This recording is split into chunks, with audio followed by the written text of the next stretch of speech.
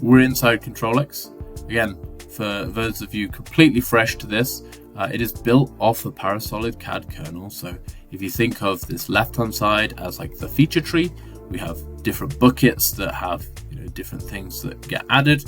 Today we're really just focusing on this measured bucket, and we're going to process this scan data down.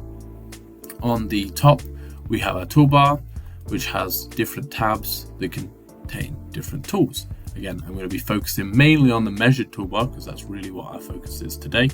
At the very bottom we have our area list as well as our information, more detailed information about the dimensions that we're taking. Right now we don't have any dimensions, so we don't have anything to show.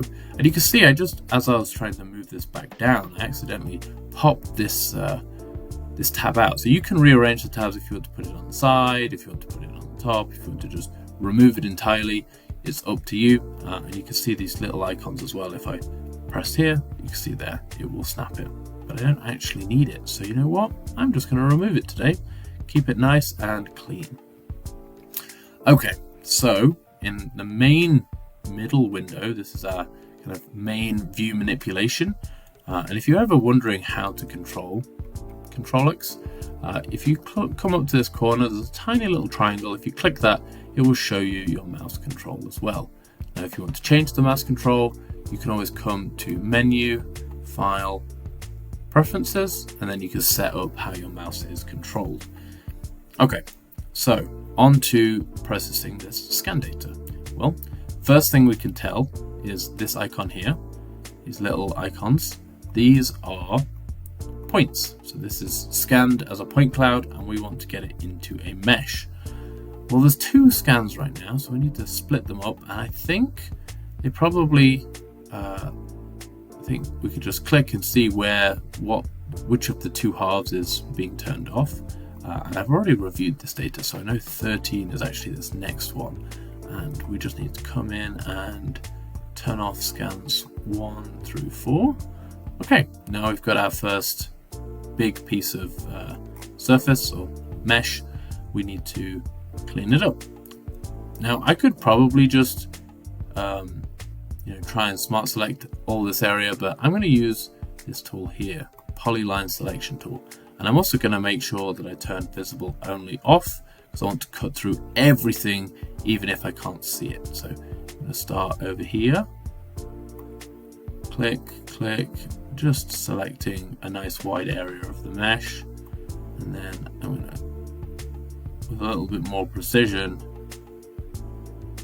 select this area here, and then double click, and there we go. I've selected this, and I can just tap the delete key, and now all I need to do is go in and remove these small floating artifacts as well.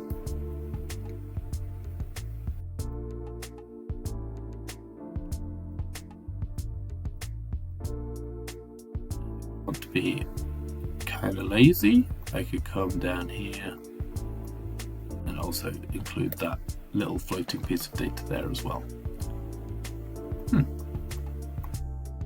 Try that again. There we go. Magical. Okay, so we have our first scan. You can see we've got some missing data from the area where it was placed, but we've got a really nice scan of the top. If I want to as well, just to make this easier, I could also group these into different different groups, or with everything that is selected, I can come and select all of this and then use the combine tool. So there we go, we now have one combined point cloud.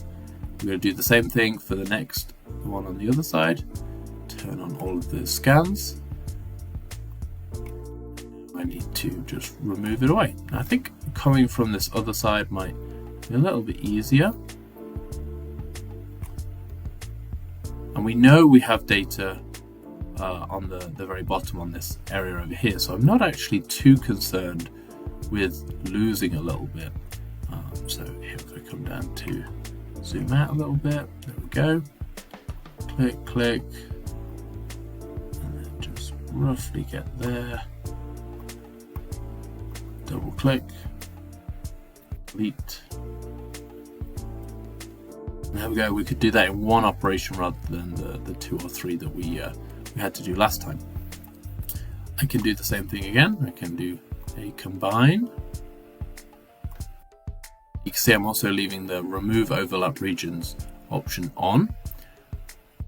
This just prevents the file size being really large when we have overlapping regions or data. Okay, so now we have our 2 scans. We need to align them. So we can do align between measured data. We can find this in the measured tab. I also believe it's in the quick start tab as well. So a few different ways that we can do this. Now we could pick how we want this to look. I want to put this back down here. We can either do it based on the auto guess, or we could do picked points. I will do picked points today. Auto guess is very similar. It just requires a little bit more time, and then you can. I don't see that there. Not a problem. Maybe let's do auto guess instead. There we go. Hit the check mark, and it will automatically align these 2 scan datas if we have overlapping regions, which we should. All of this side profile for both of them, and you can see there we now have that sorted. Hit OK. Oops. So if you hit the bottom check mark, it's going to run the tool. If you hit the top check mark, it's going to exit it. And we've already aligned this, so we don't actually need to do this again. So now we have this. It's still a point. It's still 2 aligned meshes, but we need to combine them. And instead of doing combine like I've done in the past, we're going to do triangulate. So this is going to combine them and then also give it a turn it into a STL file, so an actual mesh rather than collection of points like you see here. So I'm going to say mesh construction. I'm going to hit this OK mark, and it's then going to give us 1 scan, and you're going to see this icon, this little dotty icon, change to a mesh icon. There we go. And it looks like we triangulated both of them, but we didn't actually merge the 2 together. So we could either go and undo and do this again, or I can come to my quick start tab and run the mesh buildup wizard. Reference, give it a moving, hit the check mark.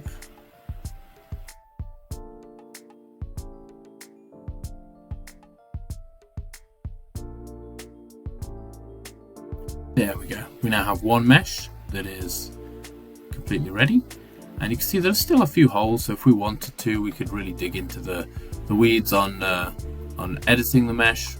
We could fill the holes, select a hole that we would like to fill. Grab a couple here, fill it based on the curvature. Hit the check mark. Okay, failed to fill. Typically, when we see that error, it's probably due to some kind of random artifact in the mesh. So before you actually jump into the fill holes command, what you should do is run the healing wizard. Hit the check mark, and then the few errors that still exist will be solved. It might come up with failed to heal. Would you like to run it again? No, we managed to solve all of them. Perfect. So now we can come in and grab some of those holes again. Hit the check mark. Mesh boundary 12. Let's see. Okay, it must be this one. Maybe instead of trying to fill it all in one, we can partially fill it if we need to. There we go. Do this and this. Okay, there we go. Now we can do the boundaries for these smaller pieces. There we go. Now again, this mesh is a little rough, so if I wanted to, I could defeature some areas, or I could work with it. Again, that's more for reverse engineering or preparing a part for 3D printing. For inspection, we want to leave the mesh as found or as scanned as we can, because if we come in and if this spiky area here is actually damage or an irregularity, we want to be able to compare that and check that rather than digitally modifying the scan data. So that's everything for this one. Hopefully this has been a useful workflow highlight. Feel free to comment down below if there's something else you'd like to see for next episode. And yeah, I'll let you have a good day and talk to you on the next one. Goodbye. Please visit our website, 3dwonders.com. If you have any question or want to see a demo, send us a message and we'll get back to you.